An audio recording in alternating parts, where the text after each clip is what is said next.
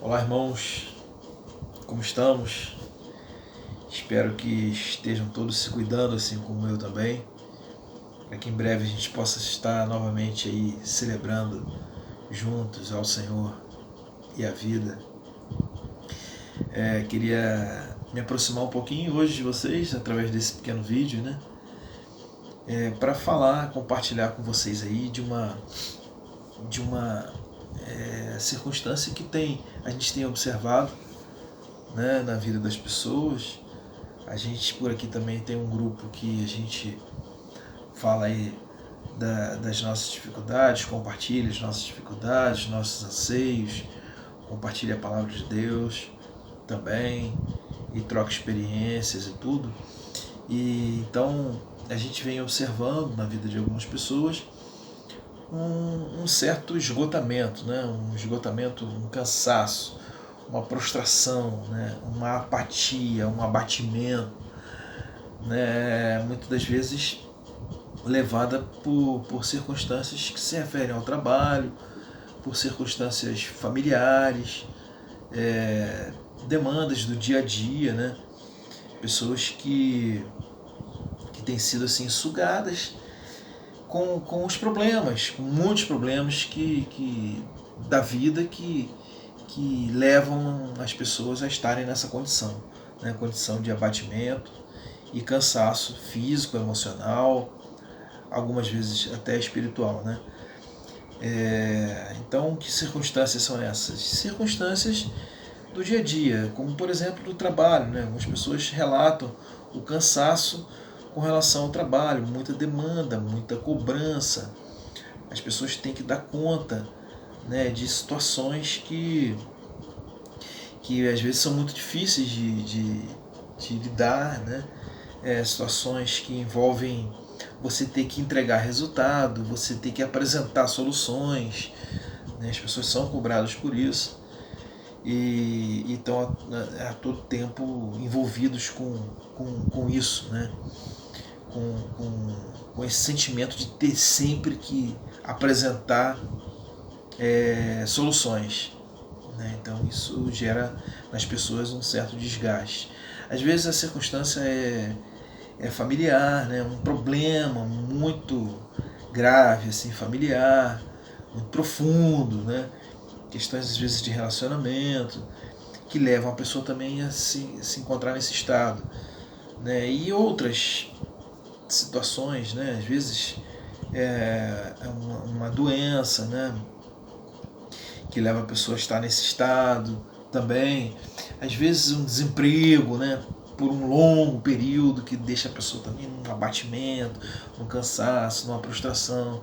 Às vezes a pessoa já orou, a pessoa já buscou, já tentou, já correu atrás, já fez tudo que estava ao seu alcance, podia fazer, mas a solução não chegou, não encontrou ainda uma forma de sair da circunstância que ela se encontra, né? E contudo ela está ali numa situação de abatimento, de prostração, de cansaço físico, emocional, espiritual. Então, diante disso, né, diante dessa observação, né, e ninguém está livre disso, né, ninguém está livre de uma situação como essa. Eu mesmo já, em algum momento da minha vida, já me vi numa situação assim, né, em situação assim. Às vezes é mais comum do que a gente imagina, né, acontecer com a vida das pessoas. E aí a gente vem orando assim, buscando de Deus assim, uma solução, né? Buscando de Deus uma resposta, perguntando a Deus como é que faz quando a gente já entregou, já compartilhou, já dividiu, já orou, né? Já tentou de várias formas e maneiras e a gente continua mergulhado naquele estado de prostração, de cansaço, de angústia, né? O que a gente faz quando a gente já fez tudo que a gente poderia imaginar e a gente continua nessa situação?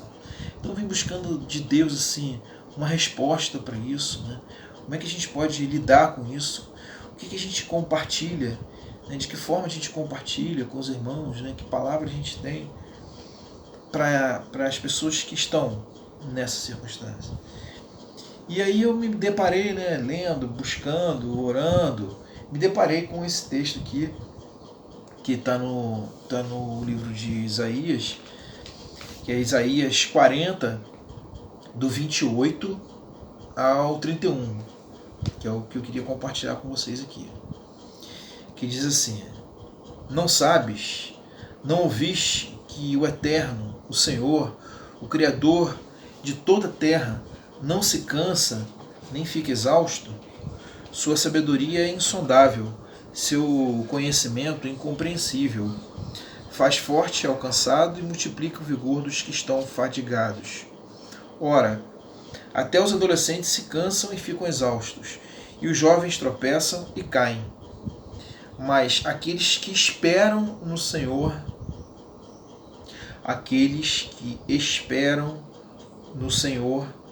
renovam suas forças, voam alto como águias, correm e não se fatigam, caminham e não se cansam.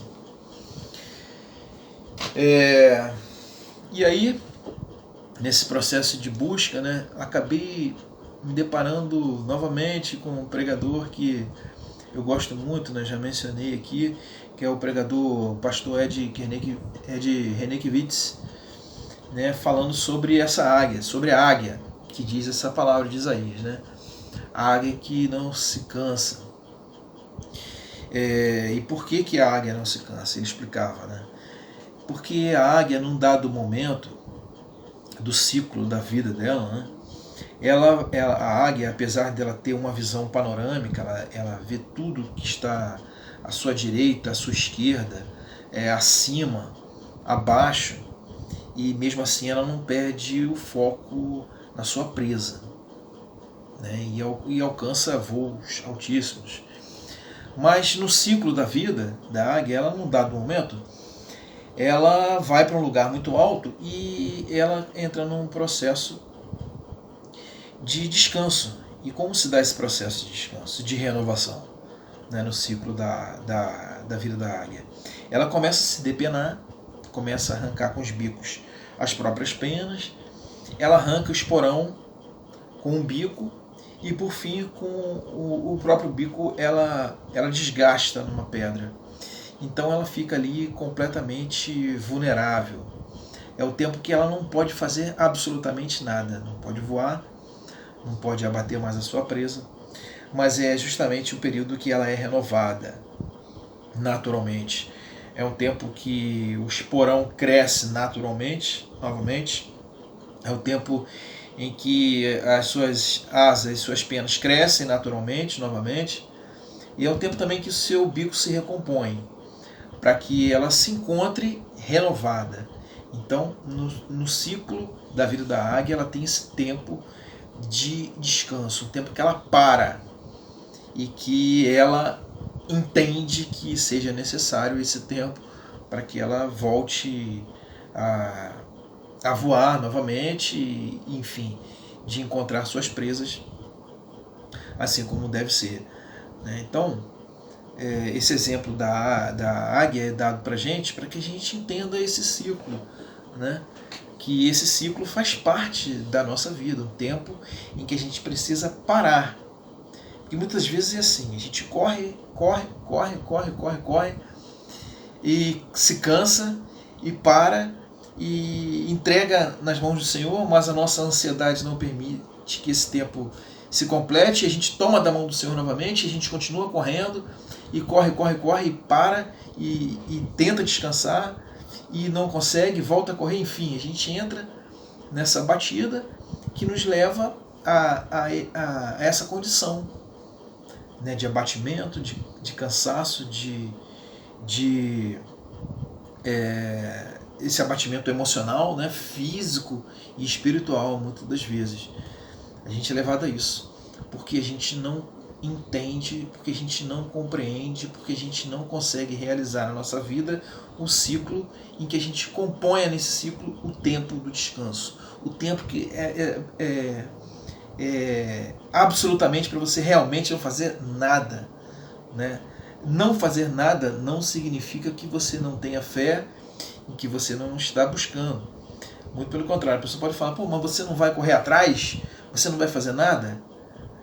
E a resposta é não. Se fosse para correr atrás, eu não estava descansando, né? Eu estaria correndo. Então, o tempo, muitas das vezes, é de fato de descanso. E a gente percebe isso desde o Gênesis, né? Na criação. Deus fala que criou todas as coisas em 6 dias e no 7º dia, o que ele fez? Ele descansou. Deus descansou, irmãos. Sendo Deus, ele teve um dia de descanso, porque isso faz parte do processo natural da vida. Um tempo de repouso, um tempo de descanso. Às vezes esse tempo vai ser um tempo físico mesmo, um tempo que você precisa tirar umas férias, um tempo que você precisa dar um tempo de outras coisas, de compromissos que você tem assumido, né, para ficar realmente de bobeira o tempo todo. E só, né, recebendo de Deus, ouvindo, orando, buscando, né? Às vezes esse tempo não necessariamente quer dizer que seja um tempo que você precise parar de trabalhar, por exemplo, né? Mas é um tempo que você tem que descansar, não pensar em nada, não pensar em solução. Porque muitas das vezes, a maioria das vezes, a solução realmente não vem da gente. Vem de Deus. Né? Às vezes a gente pensa, tenta realizar, a gente entra numa de que a gente tem que dar resultado, a gente tem que mostrar para as pessoas que a gente é capaz, a gente tem que provar para a gente mesmo que a gente é capaz, e muitas vezes não somos capazes, naturalmente, sozinhos, de darmos conta das demandas que a vida propõe a gente, né? Que às vezes são seríssimas e são cansativas mesmo, né? Então, quando a gente reconhece que a capacidade de mudança de uma circunstância é muito difícil, né? No momento que você já orou, já entregou, já compartilhou, já dividiu, e você permanece naquela situação ainda, é momento de você fazer algo diferente. É quando a gente entende que esse ciclo, né, natural, criado por Deus, né, ele se faz necessário ser introduzido na nossa vida.